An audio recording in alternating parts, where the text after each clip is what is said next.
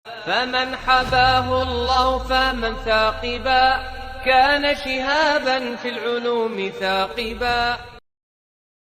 Bismillahirrahmanirrahim. Berkata Syekh Saleh Al-Utsaimin hafizahullah taala di sini bahwa kullu mu'azzamin lahu hisn yahmihi, bahwa setiap sesuatu yang bernilai itu pasti memiliki benteng yang melindungi nilai tersebut.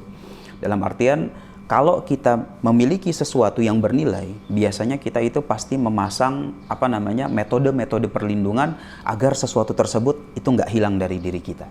Nah, kemudian di sini Syekh Saleh memaparkan beberapa perkara gitu ya yang memang bernilai buat kita. Maka yang tentunya yang pertama itu adalah hisnul Islam, keislaman kita, maka bentengnya itu adalah at-taslim li syara', yaitu berserah diri, tunduk terhadap syariat. Kenapa? Karena kalau kita mau menjaga Islam kita, maka otomatis kita harus ada aturan yang diikutin.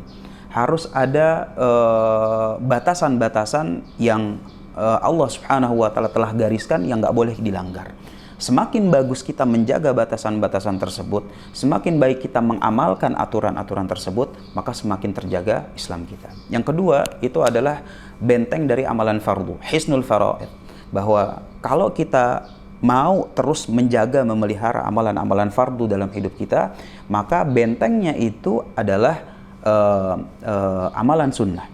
Sehingga makanya nanti di yaumul qiyamah itu ketika sholat kita itu ternyata kualitasnya kurang baik, bukannya nggak sholat fardu loh ya, tapi sholat fardunya kualitasnya kurang baik, maka Allah Subhanahu wa taala itu akan bilang kepada malaikat, unzur hal li 'abdi min tatawwu. Gitu, coba lihat sholat sunnahnya.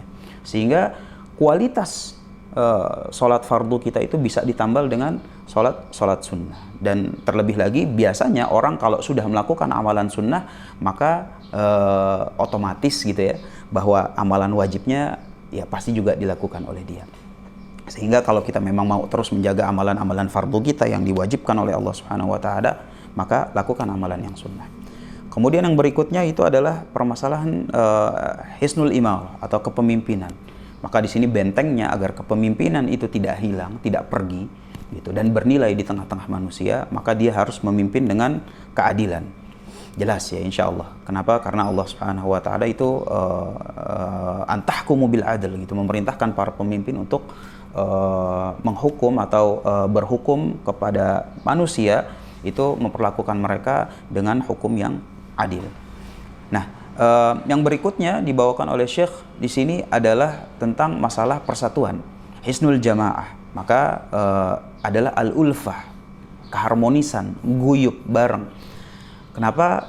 Ya karena kalau misalnya nggak ada keharmonisan, nggak guyub, otomatis persatuan itu akan hilang. Makanya di dalam Islam itu banyak amalan-amalan yang memang disyariatkan itu secara harmonis, secara bareng-bareng, secara guyub. Kayak contoh misalnya sholat jamaah bagi laki-laki, datang bareng, takbiratul ihram bareng, bilang amin bareng, ruku bareng, salam bareng, dan semuanya. Dan ketika nanti ada perselisihan sekalipun, Islam pun mengajarkan yang namanya majelis syura atau musyawarah, ya kan, sehingga masalah-masalah yang ada dari setiap kepala, pendapat-pendapat yang berbeda itu disatukan, sehingga didiskusikan secara harmonis sampai timbul yang namanya mufakat, kesepakatan, sehingga semuanya itu berjalan secara harmonis di dalam Islam. Untuk apa? Untuk menjaga persatuan tersebut. Kemudian yang berikutnya itu adalah hisnul ukhuwah atau benteng ukhuwah. Maka ini adalah cinta. Ya, ini jelas gitu ya, bahwa bagaimana kita bisa menjalin ukhuwah terhadap saudara kita itu adalah dengan adanya cinta. Nah, di Islam itu alhamdulillah gampang.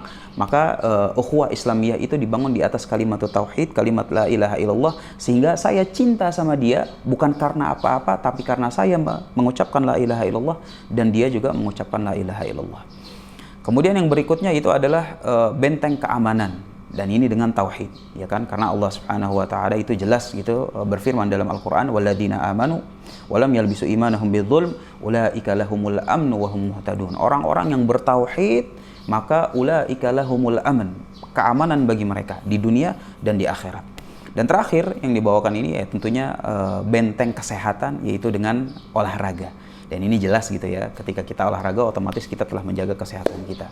Nah, kemudian di sini kata Syekh Shalih Al-Utsaimin, ketika semua benteng-benteng tadi itu bagus kualitasnya, maka disitulah bisa timbul kebahagiaan di dunia maupun di akhirat. Semoga Allah Subhanahu wa taala memudahkan kita untuk membangun benteng-benteng tersebut agar bisa mendatangkan kebahagiaan untuk kita di dunia dan akhirat.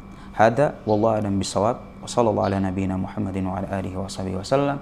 Walhamdulillahirabbil alamin.